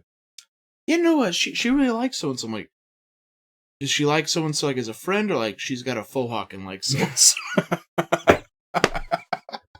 I'm fucking terribly sorry for that, but you have it. See, now I can never be president, fellas. You're making me cry, bro. I'm apparently I'm a hate machine, but let me come up with an answer. When am I supposed to blossom? On your 13th birthday. He's 18 though. I know. That's not a good answer. So he should be blossomed already. Okay, you know what? I do have an answer. Whoa. All right. So this is clearly geared towards a sexual nature, deflowering. Yeah. You know. All right. Look, I used to work with a gay fella named. I'm not going to say it. But he once told the story about he's having anal sex. Okay. I was gonna say like fucked in the butt, but like trying to be. You got to class it up a little bit. And he said that he nutted so hard he had an out of body experience. That's cool. And I didn't ask him about this. Just he felt compelled to tell me, and I was like, "Huh, that's pretty rad." Like I could see myself. So when that happens, then you when you have an out of body experience, you fully blossomed. Yeah. Yeah. That's my answer. Do you know what I'm talking about? Yeah, I know exactly what you're talking about. Okay. Yep. Oh, yeah, you know, he told me that again today. He showed me what it felt like. Next question comes from Val. DKP, we posted a link about the PS3 emulation being cracked. Wait, what? Will you... Really? No, DKP. Sorry, I was reading the comments, sorry. Yeah, I'm reading comments to you. I was reading those. Yeah. Oh, yeah. Will I? No, go look it up for yourself. Whoa. Mr. Kurtzen I'm doing says, Prep Ape. I mean, why would you ask that? What were you thinking about an hour before streaming? We were thinking about we were trying to build out our schedule so we could make sure it was done. It was basically done. I hope we're on time. And we were 5 minutes late. That's fine and good. All because of our new exclamation points. But I thought we were going to be way later, and Tommy's like, you okay tonight, man? You seem annoyed, and I was like, I'm just worried we're not going to make it. Which is so weird, because you're never, ever worried about it. You'll be playing Battlefield 1 4 minutes before we go live. Because normally I'm not, like, this tired. Because I'm trying right now to fuck up my sleep schedule, so I can sleep late tomorrow, because I got to be, like, awake till basically Sunday night, or Sunday morning. So normally, like, I'm not this tired, I'm way more confident about, like, yeah, I can set it up 2 minutes. This time I was like, oh, God, like, just want to get it going, you know? Very last question comes from Mr. Kurtzen. He says, will you eat Kirby Lane on stream? Nope. The two of us won't. It's possible that the ladies if you're going to ask that question, you should ask that shit when it's not me and Major Tom who both hate it. Yep. It's an easy answer. Sorry, Monfrere. Yep.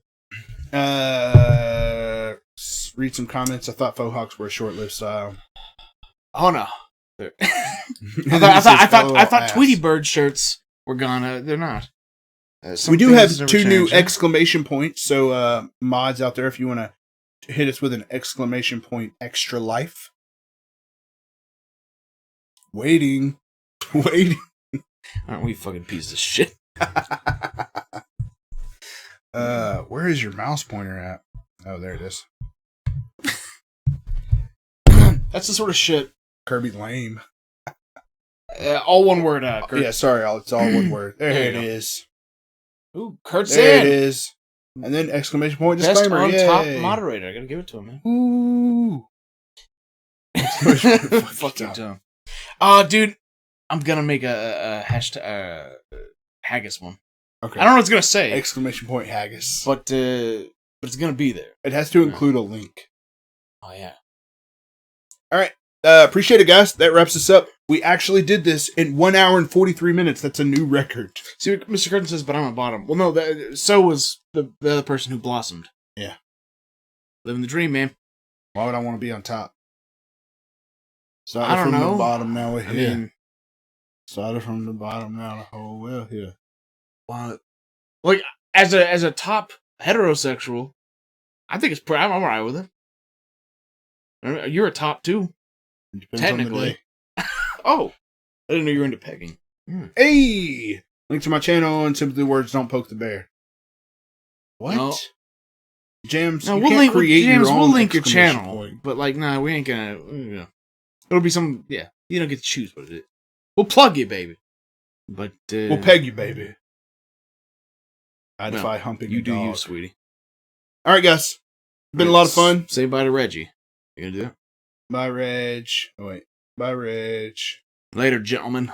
Dude, this, like, how I'm getting cut off right here fucking annoys the shit out of me. We really need to get this green screen figured out. In time, child. Or tomorrow. Because Look at there's this. a lot of shit we Watch gotta this, do. guys. Watch this. Barely move it over just a little bit. Just fucking ruins the You're whole... showing how the fucking haggis is made, man. You don't want to show how the haggis is made. Yeah, no, like, yeah, it's not... Whoa. See, now we're never gonna get it back. Perfect. All right, we gotta go. Yep. Later, guys. Bye-bye. DKP. Major Tom. And goodbye. See you tomorrow night for 24 fucking hours. That's a good point, but I get warm cut up off. them wallets. Why do I have to get cut off? Them skirts and raises a valid point. But DKP gets cut off because he's in the corner. So it makes sense that the person in the corner would get cut off. It just like, look at this. Look at this. Now you do it. You know what I will do? I'll do this. What about that? Do what?